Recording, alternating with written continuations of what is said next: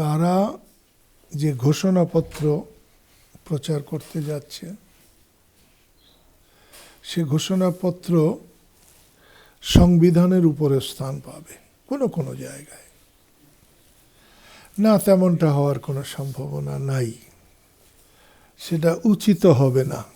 আন্দোলনের মধ্যে জনগণের যে সমর্থন পেয়েছে, সেই সমর্থনের প্রতি শ্রদ্ধা রাখতে হলে তাদেরকে ভীষণ সংযত হয়ে চলতে হবে। কোনো দেশ যদি এভাবে চলে, যেভাবে চলছিল,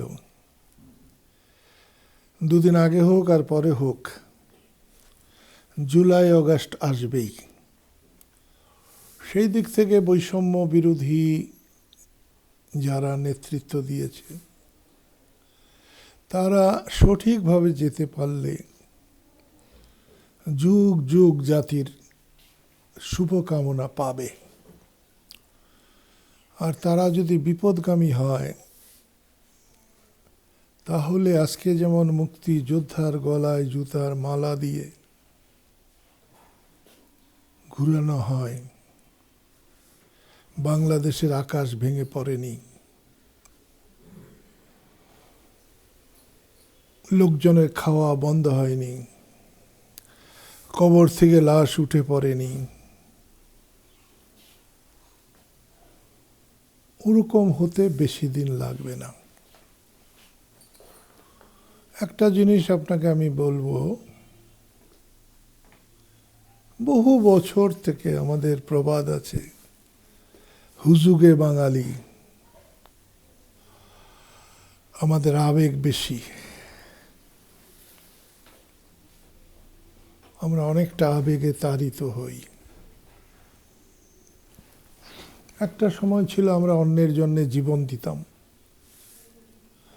এখন বিজ্ঞানের জামানায় আমরা একটু পিছিয়ে পড়েছি, আমাদের বৃত্ত হয়েছে, চিত্ত আমাদের দুর্বল।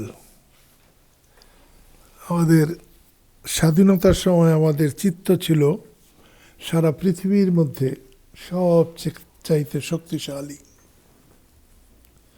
আপনি একেবারে শেষের দিকে যে কথাটা বলছেন,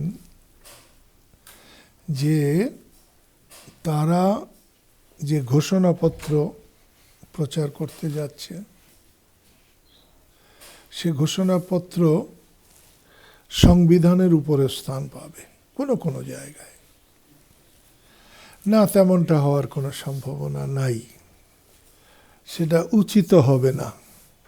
ভুলভ্রান্তি মানুষের মধ্যে থাকবে, সবার মধ্যেই থাকবে। বৈষম্য বিরোধী আন্দোলন যারা করেছে, ওদের মধ্যেও ভুলভ্রান্তি থাকবে, কিন্তু তারা আমার আছে টরেভিনো, আপনার আছে তো?